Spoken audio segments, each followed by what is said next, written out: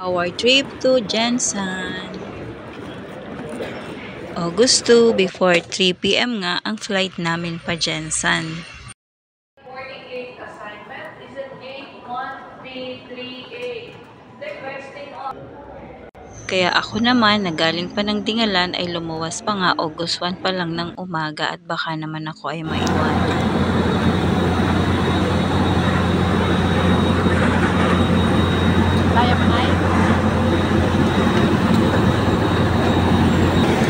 Is being refueled.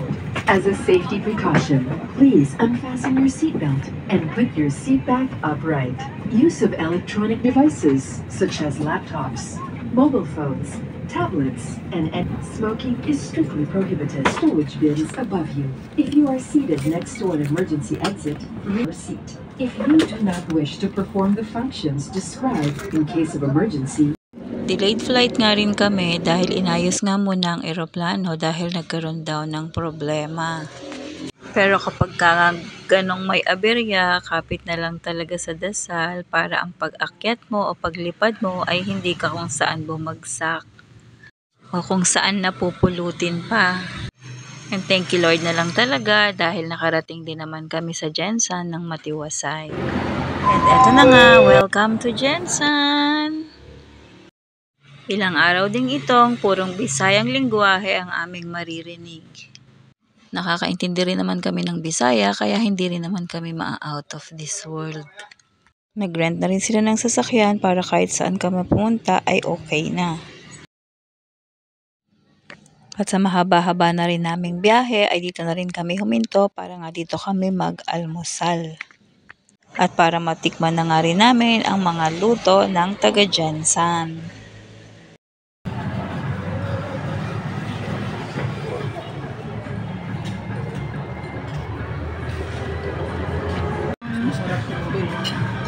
Morning ano namin. Unang kain sa Jensan. Patuna kain. Ay, ano ba to? Ano ba to? O, tuna. Meron din tayo sa tingnan ito. Tumayo ba tayo sa Jensan? Mahaba-haba rin ang biyahe mula sa Jensan Airport hanggang sa aming patutunguhan. At syempre mag-e-enjoy ka na lang sa mga luntiang kulay ng mga kakahuyan. At mga bughaw na kalangitan. Kapansin-pansin talaga mga ektar-ektaryang lupain ng niyugan. Ito ay isa sa kanilang mga sources of income. Dito nga kami unang huminto para mag-picture taking. Pumasok na yata kami sa Sarangani. At pagdating nga namin ng Glan ay humanap muna kami ng matutuluyan. At pagkatapos nga ay dumiretso na kami sa aming pupuntahan.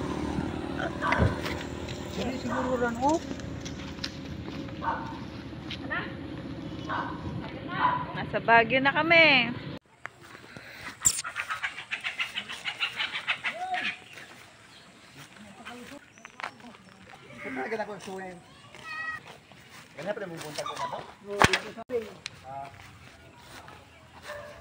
Oh, lulutuin pa yun.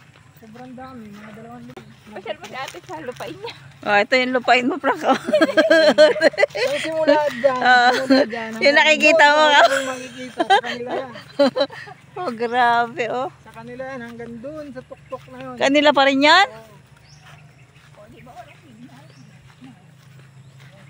Ang dami, oh. May ganito kang, ano, buhay na buhay ka na. Oh, dami.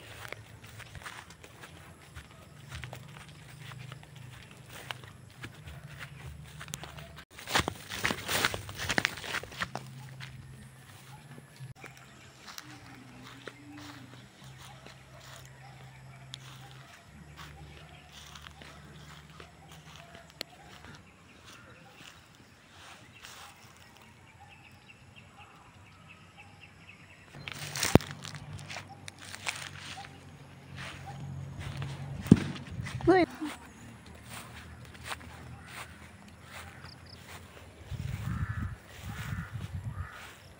Ayun, pwede na maligo dyan.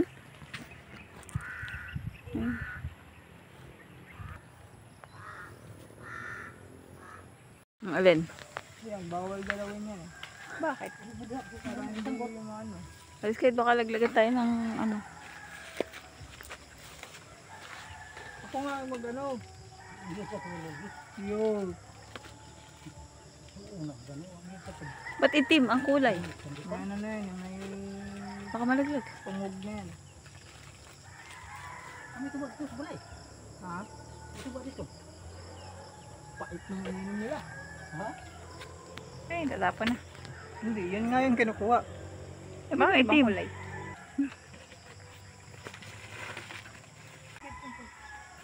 Ha? Yung Yaran! Okay pala.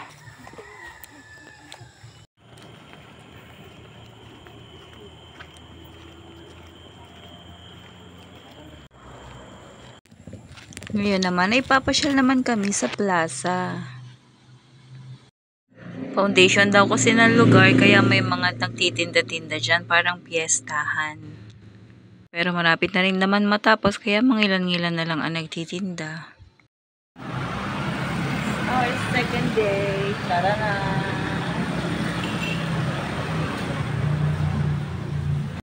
Pumunta nga muna kami sa palengke para mamili ng aming mga lulutuin at babaunin para sa aming pagsuswimming. Ayan, at napakaraming sariwang isda at ibang klase ng isda ang mabibili dito. Merong mga dilis, meron din namang mga lalaki. Ano ba to? Tuna ba to? Ayan o, ang laki, kumakain na to ng tao. At isa nga sa kanilang specialty ang kinilaw na isda, kaya ito may pakilaw kami. Buhat sa malaking isda. Ha? Anak ni Auntie Tata. Pilon, tagpila.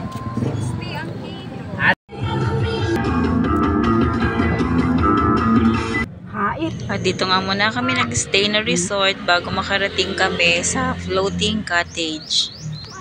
Dito na muna ay ginayak ang mga lulutuin. Pagkaluto nga ay dito na rin naman kami kumain.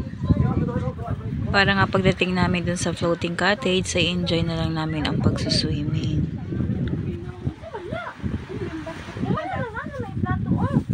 Dili, kailangan ang utangan lang sa kanila. Ang asang tumingalaw. Wala. Ito sa plato. Kanina ka. Palag ganito Sprite. Say tawgo mo. Yun na yung mga apo ni mo. Di ka pala mo uyap. Isabaw man sa luto ni tita. Ayun sana okay isabaw na sa. Eto nga't malapit na kaming kumain dahil maluluto na rin itong hipon.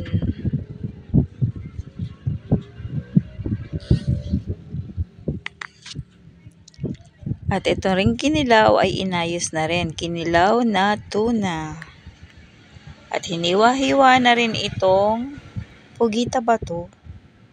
Medyo matigas nga lang siya kasi parang mali yata yung pagkakagawa. Inadobo na lang din pagkatapos ilaga. Dapat daw hindi na inilaga, inadobo na lang. So yun, medyo matigas. Pero okay na din naman. Pag sinamahan mo na ng kanin, huwag ka na magre-reklamo dyan.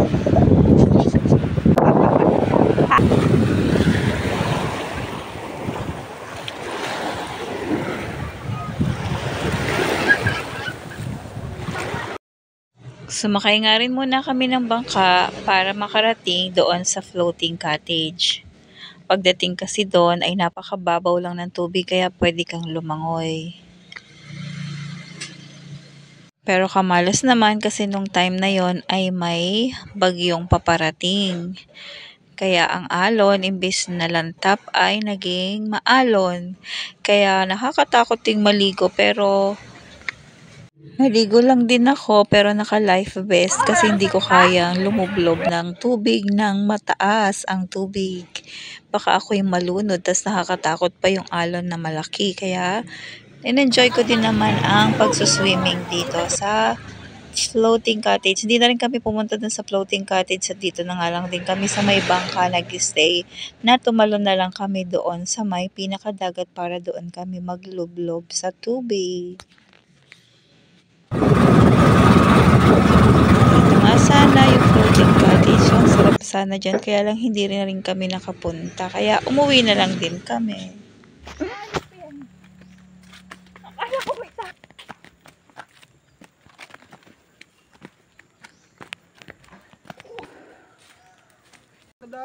Ang ganda pala kalak. Oh, Karerito mo. kunin mo. Pwede natin iuwi yan. Ano? Hindi, yun yung usbong lang din. Dala na ni ba? Sulod lang sa ipon saging. Lagyan yung pangalan. Uy, ang ganda oh.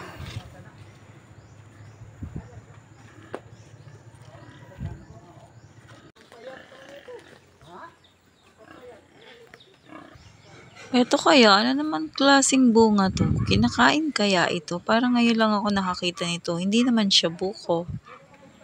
Tsaka ano.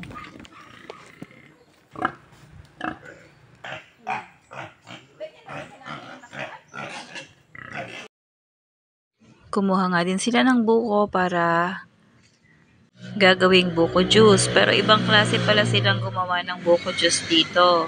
Sinasamahan nila ng Skyflakes, ng Royal, tsaka ng gatas. Kaya naman nung kinain ko, masarap naman siya. Pero pagkaubos ko nito, nagdiretso kagad ako sa CR. Pagkatapos nga namin kumain, ay dumiretso uli kami doon sa ilog, doon sa may pangpang. At ngayon naman ay manghuhuli daw sila ng hipon. Dahil ngayon nga daw ay marami na namang hipon. Kaya dito naman kami nagpunta sa may ilog.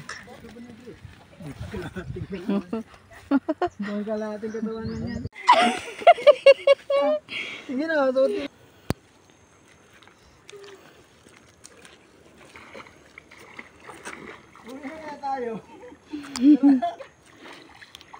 Hay.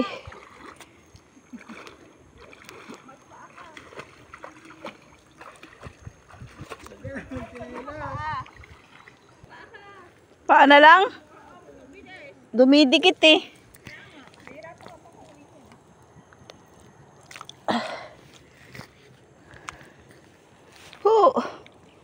Wala bang bulate dito? Baka may ahas.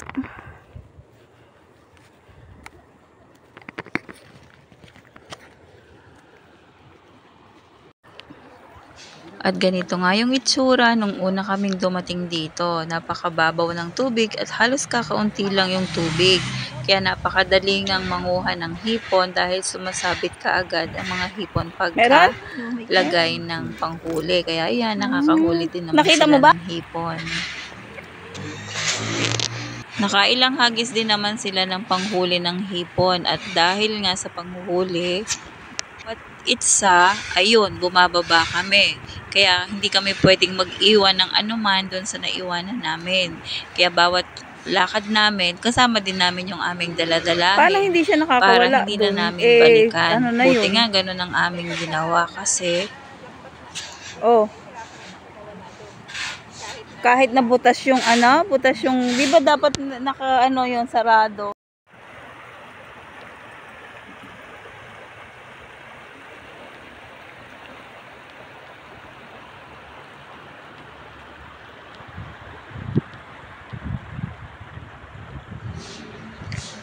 yung ganitong itsura.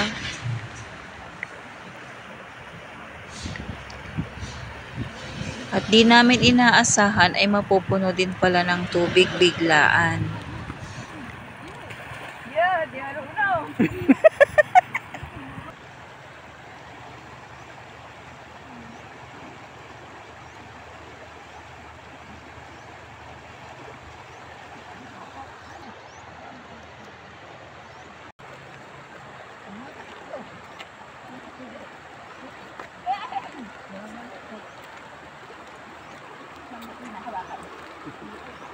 Saan?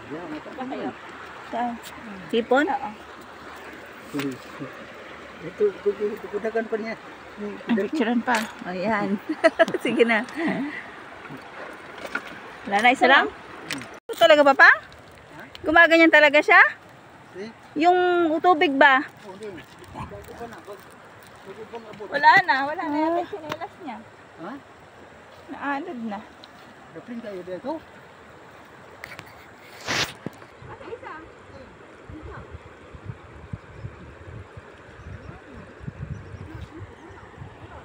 Oh, ang bilis. Oo. Hindi na lang wala to. Oh, ayan na. Oh, ang bilis. Bilis ng tubig.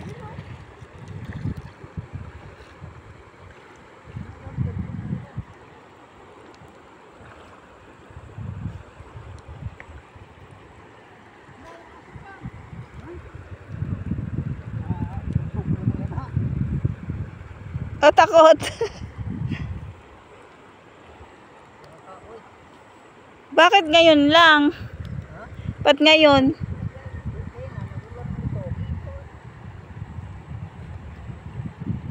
Oh, kanina wala to.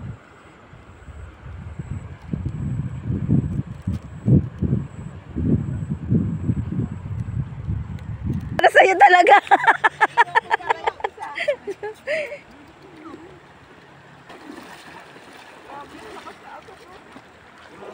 Ilang saglit nga lang ay ganito na kalaki ng tubig at lumalalim pa, patuloy pa rin ang pagdaloy ng tubig kaya lumalakas na talaga siya. Buti na lang at hindi kami tumawid dun sa kabilang pangpang. Kung hindi, ewan namin kung paano pa kami makakabalik. Hindi naman namin lulusubin yung alon na yan o yung tubig na yan para lang makatawid. Dahil kahit na mababaw lang siya, eh malakas din naman ang agos ng tubig at saka hindi ka sigurado kung mababaw nga lang. Dahil sa dami nga ng tubig na nakarating o dumating dyan, eh malamang malalim na rin yan. Oh, ito, wala ng island. Kaya mahirap nga ding makasiguro na ganito na masyadong ano lang yung pangpang tapos bigla-bigla na lang nga na ganito ang mangyayari. Kung hindi ka ready, kung naliligo ka halimbawa at may kasama kang mga bata, ay papaano na kung masyadong dagsa nga ang tubig na darating. Ay baka nga mga lunod pa kayo. Kaya ingat-ingat tayo talaga sa mga ganitong klase. Dapat aware tayo palagi. Kasi umulan nga yata nung gabi. Tapos doon yata sa simula, doon nagsimula itong tubig na ito. At ngayon nga lang bumaba. Kaya yan, ito apektado na lahat.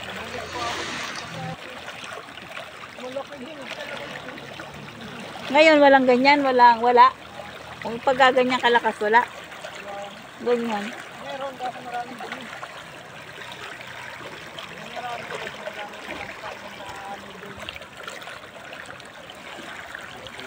Grabe na yung ano na, ang laki ng ilalim. Puno.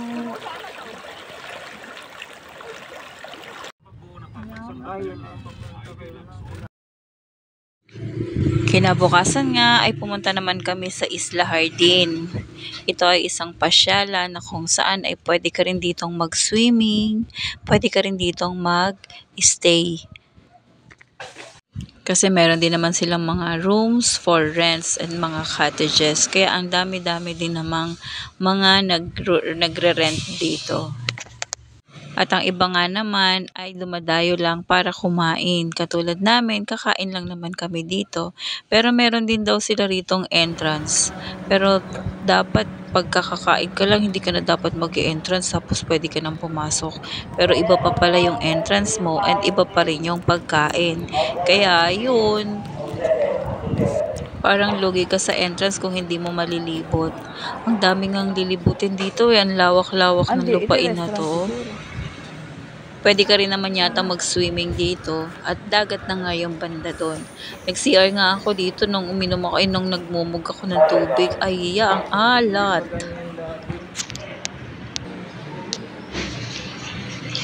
At dito na nga kami nag-lunch.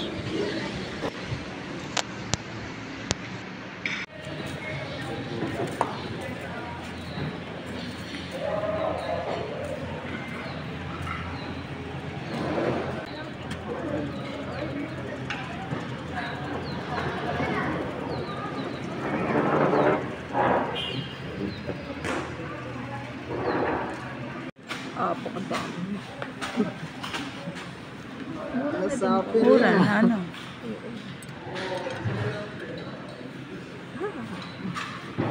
Sarap. Ano ba to, tuna?